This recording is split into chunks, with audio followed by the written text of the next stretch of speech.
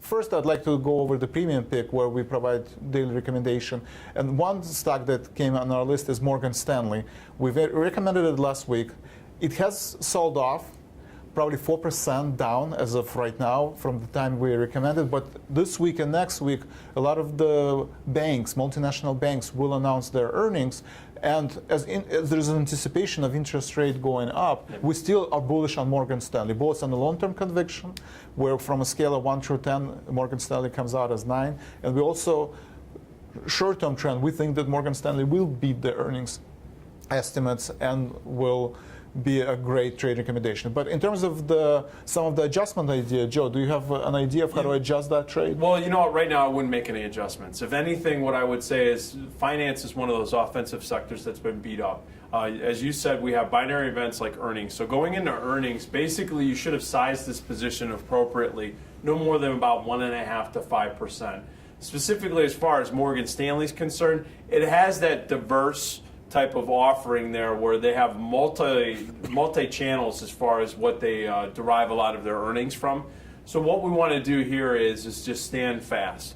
As a matter of fact, those of you that are not currently in the Morgan Stanley position, again, going back to what we discussed earlier on the Wall Street Week Ahead, buying into weakness. Now, I'm not suggesting that you do it right now. Again, if the S&Ps in general drop from that 1900 level, challenge 1850, you hold off. But that and then those levels, that's where you could start to nibble. For those of you that are in the pre-existing trades, manage them. The options traders, you're going to have some benefit because as the market has pulled back, implied volatility has spiked. When implied volatility spikes, especially if you're long options, which we are in this case, and you have some bullish strategies out there, that's going to hold up the value of those options. And you're looking at November expiration, so you have time.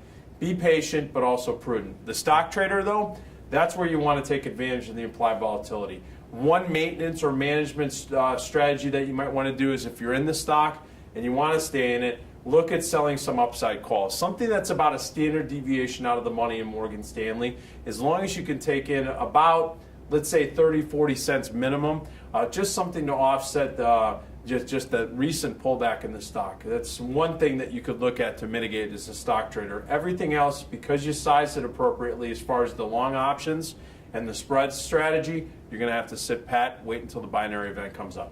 Yes, and I think it's extremely important to look at statistically and historically that retail investors in a time period of heightened volatility, 90% of retail investors actually lose their money, and 90% of institutional traders are making money because it's a full-time job, and you have to stay on your toes and react to the spikes in the volatility. So Morgan Stanley is a perfect example where it's very hard to predict where the stock is going to go. They might beat the earnings, but if we break those key support level on S&P, the stock might still sell off.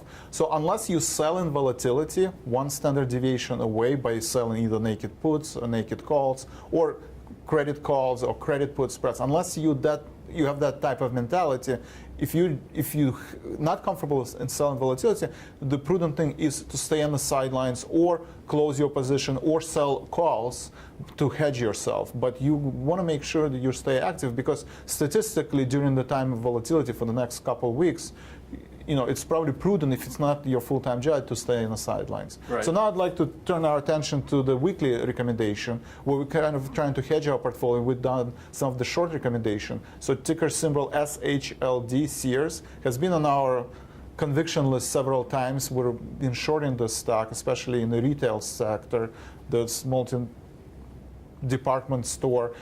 There's a lot of turnovers. There's a lot of JCP has been on there. You haven't been in a Sears in a long time, man. I know you haven't. Yes, but I know JCP has announced today that they have some turnover in their management and CEO. So there is a lot of turmoil in the company.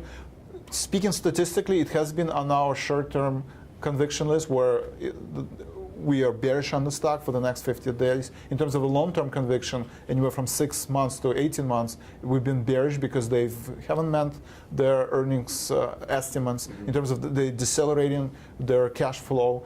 And I think especially in the volatile stocks right now, you either want to stay on the sideline or short ticker symbol SHLD. And So Sears is an interesting company because they've been trying to reinvent themselves, evolve. They've been closing a lot of stores. Watch the retail sales and specifically use XRT as that proxy for like a Sears or a JCPenney. If XRT, in other words, that sector ETF that tracks retail, is starting to come under pressure, these individual stocks are under pressure because these very stocks make up that ETF.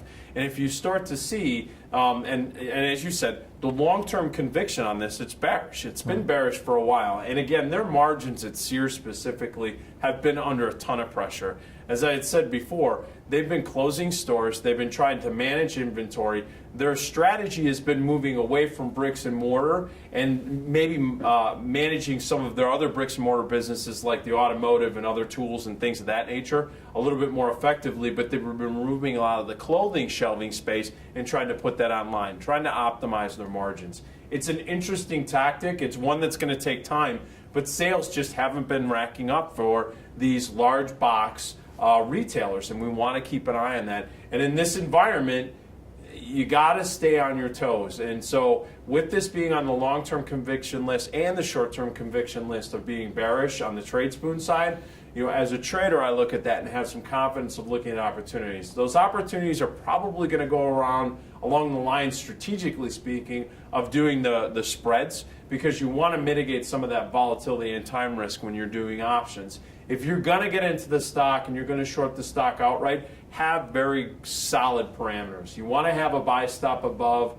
where your short entry is. And you know what? You're going to look to take profits. And again, you put that out there as far as the recommended levels of taking profits. Try to look at the previous lows over the last quarter, especially after an earnings announcement. See where those previous lows are and where it is comparative to where the market's trading right now. That could be a nice little technical guidepost to start helping you, as well as looking at the Tradespoon site and seeing also from a probability perspective.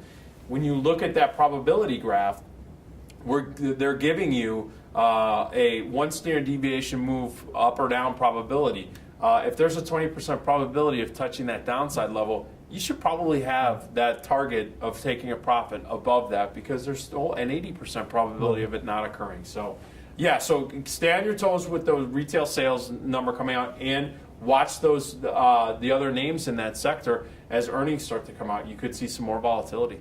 Thanks, Joe, for those insights. And as always, make sure you read our daily emails. Anytime we close a position, because we adjust the target gain or stop loss, we include that in our performance page, but we also update our daily email. We include the stock symbol that we are adjusting. And we also update our social media. So be sure to tell your friends and follow us on Twitter and follow us on Facebook. And we're gonna do this Friday morning, Yes. 8 o'clock. We're gonna go over a lot of this stuff, and we're also gonna have Tim Bigham on as well, and he's gonna give his proprietary trading strategy. So you definitely want to check that out. And again, we're gonna do that at 8 a.m. Central Time, and we're going to do that up to the opening so that you'll get our views of what's going on, both for that trading day, what's going on for next week, and then we'll review some stuff too if we have time, as far as other strategies that you've implemented and that I'm looking at as a trader as well. Yes, so upcoming webinars page, if you go to My Tools,